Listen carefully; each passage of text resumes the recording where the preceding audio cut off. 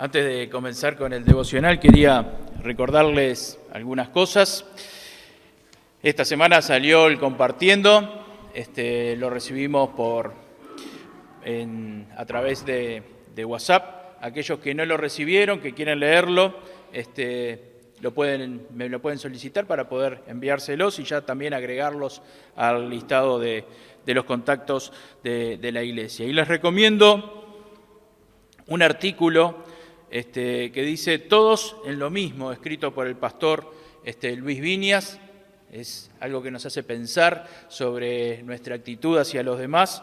Se lo recomiendo para que lo estén leyendo. Y también hay una poesía de la hermana Beatriz, como siempre, esta vez dedicada a la hermana Sofía, que ya está con el Señor desde hace unos años, pero ella siempre la recuerda con cariño, siempre la recuerda de una manera especial, porque fue alguien que la ayudó a conocer a Cristo. Entonces, también les recomiendo esta poesía.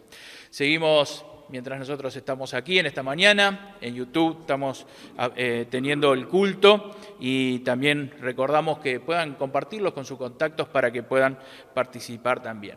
Le damos la bienvenida a Rosa. Bienvenida, que Dios te bendiga, que puedas sentirte cómoda entre nosotros y estamos a las órdenes para compartir o para ayudarte en lo que sea necesario. Los signos de puntuación tienen una gran importancia para interpretar lo que está escrito.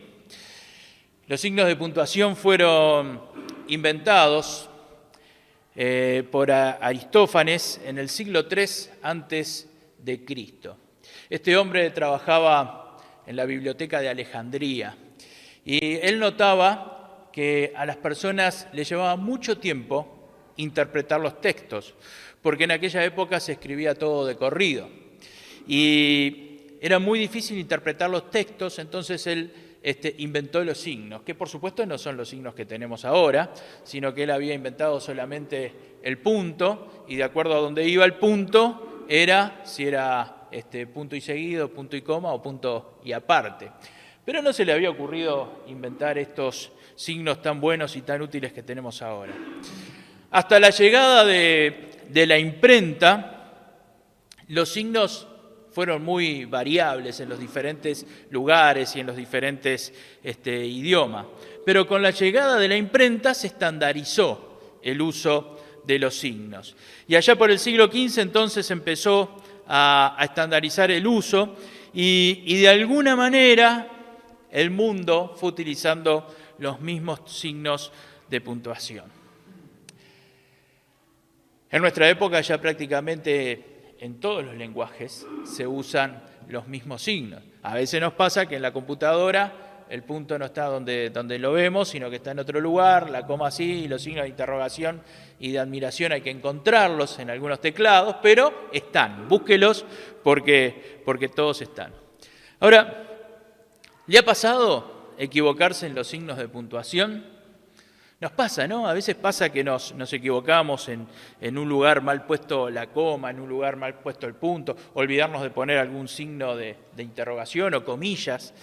Y un signo mal puesto puede hacer que se entienda un concepto como se debe de entender o que se entienda de una forma diferente a lo que la persona lo expresó. Si el signo no está bien puesto, muchas veces puede provocar que el texto se entienda totalmente al revés incluso de cómo fue escrito o cómo se quiso decir. Por eso es necesario saber bien dónde va la coma, dónde va el punto y coma, dónde van las comillas, dónde van los signos de interrogación, etc. En la Biblia también pasa algunas veces que si no prestamos atención a los signos, podemos equivocarnos en la interpretación de lo que leemos. Por ejemplo, no es lo mismo decir Dios está con nosotros, que decir, no es lo mismo decir, está Dios con nosotros, que decir, ¿está Dios con nosotros? Son dos cosas distintas, ¿no? Cuando uno dice, está Dios con nosotros, está diciendo, bueno, tengo la certeza de que Dios está con nosotros. Eso me genera seguridad, eso me genera tranquilidad, eso me genera confianza. Ahora, cuando uno dice, ¿está Dios con nosotros? Esto ya me genera incertidumbre. ¿Por qué Dios no estará con nosotros? ¿Por qué Dios se habrá alejado de nosotros? ¿Por qué nos habrá abandonado? ¿Estuvo alguna vez con nosotros que no sabemos si Dios está con nosotros o no? Cambia el sentido sin los signos de interrogación y con los signos de interrogación. Por eso es que son tan importantes los signos de puntuación. Ahora yo te quiero preguntar, no como la primera frase, que es una aseveración. Yo te quiero tomar la segunda parte. ¿Está Dios con nosotros? ¿Está realmente Dios con nosotros? ¿Está en la vida de cada uno de nosotros? Esta pregunta se la hizo el pueblo de Israel. En cierto momento dijeron, ¿está Dios con nosotros o no? Y se la hicieron en un momento muy especial. Se la hicieron en un momento de esos en que estaban en el desierto, en un momento de esos 40 años que tuvieron que vivir en el desierto. Y llegaron a un momento que dijeron, ¿está Dios con nosotros o no? Los invito a descubrir esta pregunta que se encuentra en el libro de Éxodo, en el capítulo 17, desde el versículo 1 en adelante. Éxodo, capítulo 17. Dice la palabra de Dios: toda la congregación de los hijos de Israel partió del desierto de Sin por sus jornadas, conforme al mandamiento de Jehová, y acamparon en Refidim. Y no había agua para que el pueblo bebiese. Y altercó el pueblo con Moisés, y dijeron, danos agua para que bebamos. Y Moisés les dijo, ¿por qué altercáis conmigo? ¿Por qué tentáis a Jehová? Así que el pueblo tuvo allí sed, y murmuró contra Moisés. Y dijo, ¿por qué nos hiciste subir de Egipto para matarnos de sed a nosotros, a nuestros hijos y a nuestros ganados? Entonces clamó Moisés a Jehová diciendo, ¿qué haré con este pueblo? De aquí a un poco me apedrearán. Y Jehová dijo a Moisés, pasa delante del pueblo, y toma contigo de los ancianos de Israel, y toma también en tu mano tu vara, con que golpeaste el río, y ve. He aquí que yo estaré delante de ti, allí sobre la peña de Horeb, y golpearás la peña, y saldrán de ella aguas, y beberá el pueblo. Y Moisés lo hizo así, en presencia de los ancianos de Israel. Y llamó el nombre de aquel lugar Masá y Meriba, por la rencilla de los hijos de Israel, y porque tentaron a Jehová diciendo, ¿está pues Jehová con nosotros o no? ¿Está pues Jehová con nosotros o no?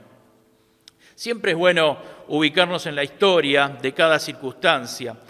Las cosas no se dicen porque sí, las cosas tienen un contexto, las cosas están en un marco histórico en cada situación.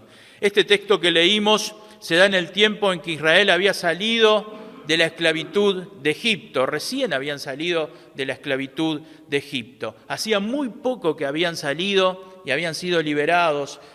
Y si nosotros leemos el capítulo 14, acá estamos en el 17, si leemos el 14 se nos relata cómo cruzaron el mar Rojo de una forma milagrosa, y ese cruce del Mar Rojo fue la liberación definitiva de los egipcios. En el capítulo 15 hay un cántico de alabanza a Dios después de esa liberación, y está el relato de la primera dificultad que tuvieron cuando salieron de Egipto. Fueron las aguas amargas de Mara. Dice que allí el agua era amarga, no era potable, y Dios milagrosamente hizo que esas aguas volvieran a ser potables para que el pueblo pudiera beber. En el capítulo 16, Dios empieza a enviar el maná al pueblo de Israel. Y durante 40 años el pueblo se alimentó básicamente de ese maná que Dios empezó a enviar. Y esto está relatado en el capítulo 16. Y lo que sucedió inmediatamente después es esto que leímos. O sea que el pueblo de Israel recién empezaba ese camino de 40 años hacia la tierra prometida. Hacía poco tiempo que habían visto el poder de Dios con gran intensidad, abriendo el Mar Rojo, haciendo que las aguas se apartaran y quedaran como paredes, y el pueblo pasara en medio de las aguas. Recién había sucedido eso. Estaba en sus mentes, no se lo había contado a nadie al pueblo de Israel. Eso lo habían visto con sus propios ojos.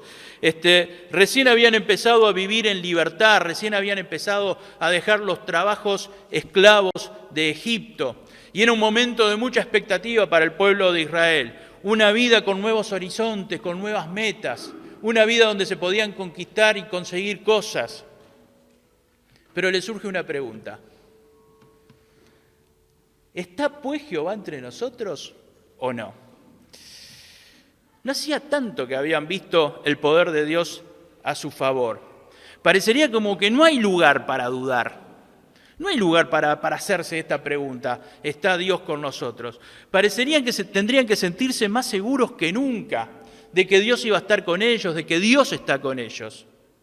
Sin embargo, en ese momento ellos se hacen esta pregunta y les entran estas dudas. Yo digo, alcanzaba con ver lo del Mar Rojo para darse cuenta de que Dios estaba con ellos. Era algo que lo habían vivido ellos mismos y quizás habían pasado algunos días o algunas semanas. Y ellos todavía se preguntaban esto. ¿Está pues Dios con nosotros? Lo primero que quiero decirles en esta mañana es que no siempre la duda está mal. La duda hizo que el ser humano creciera en conocimiento. La duda hizo que muchos mitos y muchas cosas que se daban por cierto desaparecieron. Porque alguien un día puso en duda esos mitos y esas cosas que se daban por cierto. La duda hizo que la tecnología avanzara. La duda hizo que la medicina avanzara. La duda no siempre es negativa, tiene su parte positiva, pero la duda se vuelve negativa cuando la duda nos enfrenta a Dios, cuando la duda es hacia Dios. La duda es negativa cuando empezamos a dudar de la sabiduría de Dios. La duda es negativa cuando empezamos a dudar del poder de Dios. Y la duda es un elemento que utiliza Satanás. La duda hacia Dios es un elemento que utiliza Satanás. Cuando Adán y Eva estaban en el huerto del Edén, fue la duda lo que utilizó Satanás para tentar a Eva. Eva sabía muy bien qué era lo que podían hacer y qué es lo que no tenían que hacer. Podían comer de cualquier árbol del huerto, menos del que estaba en el medio del huerto. Y el día que comieran de ese árbol, Dios les había dicho que traerían la muerte. Pero el diablo tentó a Eva poniendo en duda lo que había dicho Dios. En Génesis capítulo 3 dice, entonces la serpiente dijo a la mujer, no moriréis. Dios les había dicho, el día que comieran de ese árbol van a morir. Y la serpiente dice, no moriréis, sino que sabe Dios que el día que comáis de él, serán abiertos vuestros ojos y seréis como Dios. La duda es negativa cuando la duda nos enfrenta a la sabiduría de Dios y a la veracidad de lo que dice Dios. La duda es negativa cuando nos enfrenta a lo que dice Dios. Y eso es lo negativo de la duda. También la duda es negativa cuando desconfiamos del poder de Dios. Dios había determinado que le iba a dar la tierra prometida a su pueblo. Y le dice, bueno, envíen 12 espías para que estén viendo qué es lo que hay en la tierra que yo les voy a dar.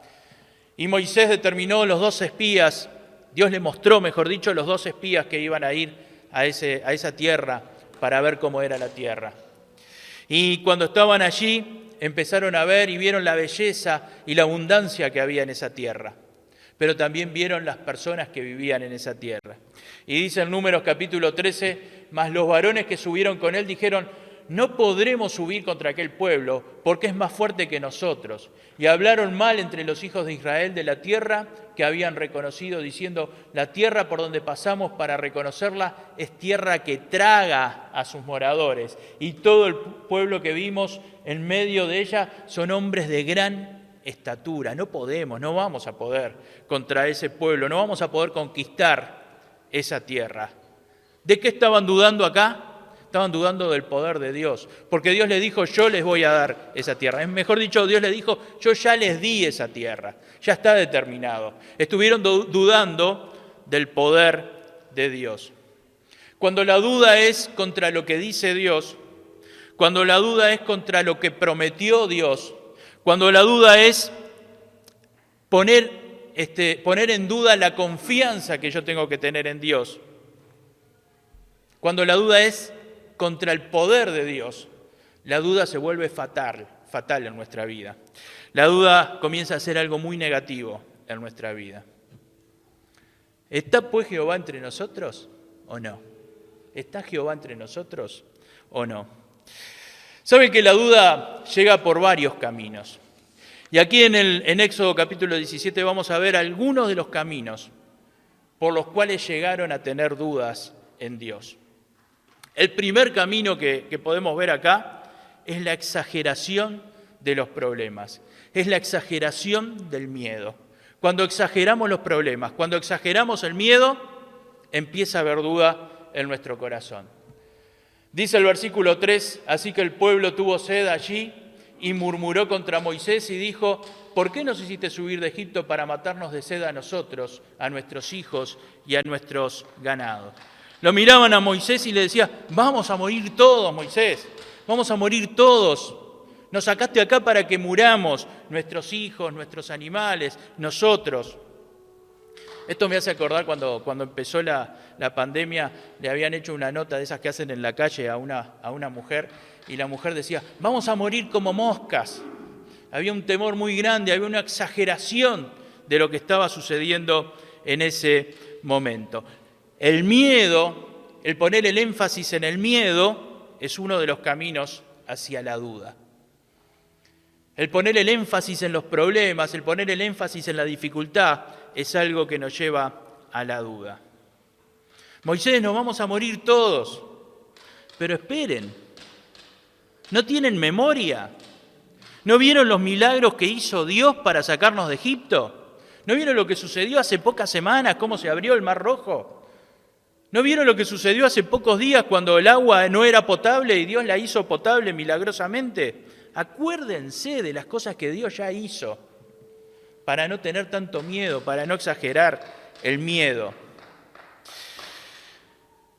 ¿Se iban a morir de sed? No se iban a morir de sed. En todo caso, volvían unos kilómetros para atrás y tenían la misma agua que tomaron antes. No había forma de que se murieran de sed. Si Dios le dijo, vas a llegar hasta allá, es porque vas a llegar hasta allá. Y si acá no hay agua, de repente tendrás que esperar un poco, pero vas a encontrar el agua. Y si Dios dijo, no se va a morir ninguno, es porque no se va a morir ninguno. El miedo exagerado es un camino hacia la duda. El miedo exagerado nos lleva a la duda. Es normal tener miedo en algunas circunstancias. El problema es cuando el miedo nos empieza a dominar. El problema es cuando el miedo domina tu vida, domina tu forma de pensar y domina tus actos. ¿Está pues Jehová entre nosotros o no? La impaciencia es otro de los caminos que nos lleva a la duda. En el versículo 2 dice, y altercó el pueblo con Moisés y dijeron, danos agua para que bebamos. Y Moisés les dijo, ¿por qué altercáis conmigo? Esperen un poco, es cierto que no hay agua en este lugar, pero si Dios nos trajo hasta acá es porque va a proveer otra vez el agua como la proveyó antes. Como nos dio agua antes, nos va a dar agua otra vez. No habían ni siquiera puesto este tema en las manos de Dios. Ni siquiera habían orado por este tema. Y ya estaban diciendo, nos vamos a morir todos de agua. De sed, perdón. De agua se morirían ahogados. Nos vamos a morir de sed. Ya calculaban que iban a morir todos en ese momento y en ese lugar. Cuando nos dejamos dominar por la impaciencia, empezamos a dudar de Dios. Cuando nos dejamos dominar por la impaciencia, dudamos de las promesas de Dios. Y son muchas las promesas que Dios tiene para sus hijos. Nunca, pero nunca es un buen consejero la impaciencia. La impaciencia hizo errar a muchos hombres, hizo equivocarse a muchos hombres y a muchas mujeres. Saúl fue impaciente. El profeta Samuel le había dicho, espérame 7 días y en un plazo de 7 días yo voy a estar ahí y no vayas a la batalla sin que yo esté ahí y haga el sacrificio a Jehová. Y Saúl esperaba, pero la impaciencia de Saúl lo llevó a dudar. Dice en el libro primero de Samuel, en el capítulo 13, y Saúl esperó 7 días conforme al plazo que Samuel había dicho, pero Samuel no venía a Gilgal y el pueblo se le desertaba. Y el profeta, el rey Saúl empezó a pensar, bueno, voy a seguir esperando a Samuel, voy a presentar yo la ofrenda a Dios, porque la gente se me está yendo y la gente está asustada porque el enemigo está avanzando y cada vez está más cerca de nosotros. Entonces voy a presentar yo la ofrenda a Dios. Hizo algo que no tenía que hacer. Y el versículo 9 dice, entonces dijo Saúl, traedme el holocausto y ofrendas de paz, y ofreció el holocausto. Y en el versículo 13 dice, entonces, en ese momento llegó Samuel, y dice el versículo 13, entonces Samuel dijo a Saúl, locamente has hecho. No guardaste el mandamiento de Jehová tu Dios, que él te había ordenado. A veces nos ponemos impacientes porque tenemos un problema, tenemos una dificultad, y oramos y lo ponemos en las manos de Dios y Dios no nos responde. Y seguimos esperando y Dios no nos responde y nos ponemos impacientes. Y a veces hasta empezamos a dudar del poder de Dios, empezamos a dudar de las promesas de Dios. ¿Está Dios con nosotros o no? Otra de las cosas que nos lleva a las dudas es el comentario de los demás. Dice, así que el pueblo tuvo allí sed y murmuró contra Moisés. El pueblo murmuró contra Moisés. ¿Qué palabra, no? Murmuró. ¿Qué verbo? Murmurar. Murmurar, dice el diccionario, que es hablar en voz muy baja, en especial manifestando una queja o un disgusto contra una persona que no está presente. Hablar en voz muy baja. Saben que la murmuración no son multitudes manifestándose. La murmuración empieza por 2, 3, 4, 5, 6 personas que hablan cuando no está presente otra persona. Y empiezan a buscar errores para culpar a otra persona. Pero el problema de la murmuración es que la murmuración es contagiosa. Y la murmuración se contagia con mucha rapidez. Y algunas veces la murmuración provoca tanta duda y es tan dañina que desestabiliza a todos. Y todos terminamos dudando. La murmuración que empezó con unos pocos, la murmuración que empezó con 2 o 3 o 4, terminó haciendo que todos murmuraran contra Moisés. Y eso es que lo llevó a la duda. Eso lo llevó a la duda. ¿Está Dios con nosotros o no? ¿Realmente está Dios con nosotros o no? 3 caminos que encontró el pueblo que lo llevaron a la duda. La exageración de los miedos, la impaciencia y en la murmuración, seguir la murmuración. Mis hermanas y mis hermanos, siempre vamos a pasar por momentos donde va a haber agua. La mayor parte de nuestra vida pasamos por momentos donde hay agua. Y muchas veces pasamos por momentos donde hay agua en abundancia. Pasamos por momentos donde hay tanta agua en nuestra vida que no solamente tenemos para beber y para asearnos, sino hasta que tenemos agua para nadar, si queremos. Pero también pasa que en algunos momentos hay situaciones en las que escasea el agua y hay situaciones en las que hay poca agua. Y puede pasar que Dios nos pruebe por un momento en que hay poca agua o que no hay agua. Y hasta a veces puede pasar que sea muy seguido los momentos en que no hay agua y que nos toca pasar y que Dios permite que pasemos. En esos 40 años en el desierto, varias veces al pueblo de Israel le faltó agua. Pero cada una de esas veces que al pueblo de Israel le faltó agua, Dios los estuvo ayudando. Y Dios le estuvo enseñando al pueblo, en cada una de esas veces que faltó agua, Dios le estuvo enseñando al pueblo de Israel a depender de Él y a buscar los caminos de Dios y a esperar el momento en que Dios les vaya a dar el agua. Cuando falta el agua es el momento de entender que dependo de Dios. Cuando falta el agua es cuando Dios te está enseñando que tenés que aprender a depender más de Él y a depender del Señor. Jesús enseñó en Mateo capítulo 6, mas buscad primeramente el reino de Dios y su justicia, y todas estas cosas os serán añadidas. Así que no os afanéis por el día de mañana, porque el día de mañana traerá su afán. Basta a cada día su propio mal. Buscad el reino de Dios y su justicia. Cuando la prioridad en tu vida es buscar honrar a Dios, cuando la prioridad en tu vida es alabar y adorar a Dios, cuando la prioridad de tu vida es servir a Dios, cuando la prioridad en tu vida es encontrarte con Dios, no dudes, porque Dios va a proveer para cada necesidad. Y cuando digo que Dios va a proveer para cada necesidad, estoy hablando de cada necesidad material. Y cuando digo que Dios va a proveer para cada necesidad, estoy hablando de cada necesidad emocional.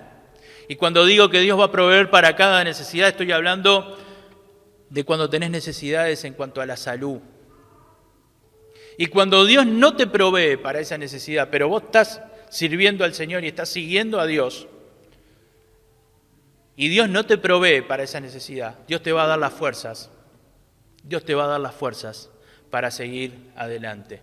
Mientras no tengas agua, mientras no aparezca el agua, Dios te va a dar las fuerzas para poder seguir adelante. ¿Está Jehová entre nosotros o no? Falta agua, y cuando te falta agua es cuando Dios está más cerca de vos, y es cuando Dios te está cuidando más, y es cuando Dios está más atento a tus necesidades. ¿Por qué Israel tuvo que pasar por un lugar donde no había agua? La respuesta es simple. Dios estaba trabajando con ellos. Y Dios los estaba enseñando. Y Dios los estaba ayudando a crecer. Y Dios les estaba mostrando lo que tenían que aprender. Y en ese momento ellos tenían que aprender a depender de Dios. Muchas veces la falta de agua nos ayuda a perfeccionar nuestra vida espiritual. Y muchas veces la falta de agua es el momento previo a una gran bendición de parte de Dios. Muchas veces la falta de agua es el momento previo a una gran bendición de Dios. En Santiago capítulo 1, versículo 12 dice: Dios bendice a los que soportan con paciencia las pruebas y las tentaciones, porque después de superarlas recibirán la corona de vida que Dios ha prometido a quienes lo aman. Dios bendice a los que soportan con paciencia las pruebas y las tentaciones, porque después de superarlas recibirán la corona de vida que Dios ha prometido a quienes lo aman. La lección para el pueblo de Israel es: Dios te va a llevar por el desierto. Es verdad, vas a pasar por el desierto. Vas a pasar por momentos de dificultad, pero Dios te va a terminar llevando a la tierra prometida.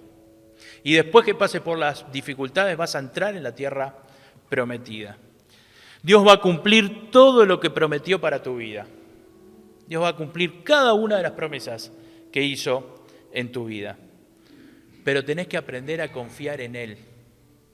Tenés que aprender a depender de Él. Tenés que aprender a depender de Dios. Es necesario aprender esto. En Juan capítulo 15 dice, está hablando Jesús y dice: yo soy la vid. Cuando habla de la vid está refiriéndose al árbol. Dice: yo soy la vid, el árbol, y ustedes son las ramas. El que permanece en mí, como yo en él, dará mucho fruto. Pero separados de mí, no pueden ustedes hacer nada. El que no permanece en mí es desechado y se seca, como las ramas que se recogen, se arrojan al fuego y se queman. ¿Para qué sirve una rama que se salió del árbol, que se soltó del árbol? ¿Da frutos a esa rama? Pierde vida. Esa rama ya no va a servir para muchas cosas y en algún caso hasta va a molestar. Entonces, ¿qué vamos a hacer? La vamos a quemar para que no moleste más. Dios te va a llevar por el desierto, pero te va a dar la tierra prometida. Jesús dice: yo soy la vid, yo soy el árbol y ustedes las ramas. La rama depende del árbol. El día que la rama no depende del árbol, la rama se muere. Dios nos enseña a depender siempre del árbol, siempre de Cristo. Y las pruebas muchas veces nos ayudan a entender que tenemos que estar más cerca de Cristo, que tenemos que estar más cerca de nuestro Señor. ¿Está pues Jehová con nosotros o no? ¿Está Jehová con nosotros o no? Dios está con nosotros aunque te falte el agua. Dios está contigo aunque te falte el agua. Si Dios está con nosotros, ¿por qué nos falta el agua? No dejemos que una prueba nos haga dudar de las promesas de Dios. No dejes que una prueba te haga dudar del poder de Dios. No dejes que una prueba te haga dudar del poder de Dios. No dejes que una prueba te aleje de Dios. ¿Está Dios con nosotros o no? ¿Está Dios con nosotros o no? Sí, está con nosotros. Gracias a Dios porque está con nosotros. Dios va a mostrar su poder y su gloria en nosotros cuando permanecemos firmes en Él. Y Dios nos va a dar fuerzas para superar cualquier situación en nuestra vida. Que el Señor te bendiga. Nunca dudes en contra de la palabra de Dios. Nunca dudes contra las promesas de Dios. Nunca permitas las dudas contra el poder de Dios. Si Dios está permitiendo algo es porque Dios te va a enseñar algo. Y porque Dios te está enseñando a depender más de Él. Que el Señor nos bendiga y que podamos disfrutar las bendiciones del Señor permaneciendo en Él. Vamos a orar. Señor Jesús, gracias por todas tus bendiciones. Gracias también por los momentos de prueba. Gracias por los momentos de dificultad. Señor, que realmente aprendamos en esos momentos a estar más ligados a la vid que nunca. Que aprendamos que fuera de vos nada podemos hacer. Y que aprendamos que cuando nosotros vencemos en las pruebas, vencemos en las tentaciones, Señor, que aprendamos que cuando tenemos la paciencia necesaria para seguir adelante y no dudamos de vos, ni de tu poder, ni de tu palabra, ni de tus promesas, al final siempre vas a tener una victoria para nosotros. Padre eterno, danos sabiduría para entender estas verdades que están en tu palabra y para vivir en ellas. Pero también danos sabiduría para ayudar a los que están pasando por momentos de dificultad, para que podamos enseñarles también lo que dice tu palabra. En el nombre de Jesús, amén.